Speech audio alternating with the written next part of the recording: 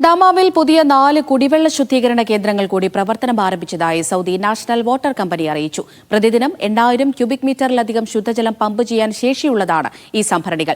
മേഖലയിലെ വർദ്ധിച്ചുവരുന്ന ജലത്തിന്റെ ആവശ്യകത നിറവേറ്റുന്നതിന് കൂടുതൽ കേന്ദ്രങ്ങൾ ഒരുക്കുമെന്നും കമ്പനി വ്യക്തമാക്കി. സൗദി കിഴക്കൻ പ്രവിശ്യയിലെ ദമാം നഗരത്തോട് ചേർന്ന് പുതിയ 4 ജലസംഭരണികൾ കൂടി പ്രവർത്തന സജ്ജമായതായി നാഷണൽ വാട്ടർ കമ്പനി അറിയിച്ചു.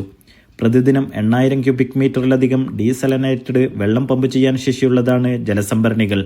അൽഷുല ഡിസ്ട്രിക്റ്റിലാണ് ഇവയുടെ പ്രവർത്തനം. പ്രവിശ്യയിലെ കുടിവെള്ള പദ്ധതിയുടെ 2ാം ഘട്ടം ഇതോടെ പൂർത്തിയായി. നഗരത്തിലെയും പരിസര പ്രദേശങ്ങളിലെയും 60,000-ലധികം വരുന്ന ആളുകൾക്ക് ഈ സംഭരണികൾ വഴി ജലമെത്തിക്കുന്നതാണ് പദ്ധതി. സ്റ്റേഷനുകൾ റിവേഴ്സ് ഓസ്മോസിസ് സിസ്റ്റം ഉപയോഗിച്ചാണ് ഡീസലനേറ്റഡ് വെള്ളം പമ്പ് ചെയ്യുക. മേഖലയിലെ മറ്റ് ഭാഗങ്ങളിലേക്കുള്ള സ്റ്റേഷനുകളുടെ നിർമ്മാണ പ്രവർത്തനങ്ങൾ പുരോഗമിക്കുകയാണ്.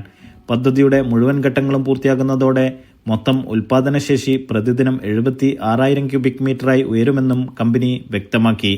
Naushad റിക്കൂർ, media 1, Dammam.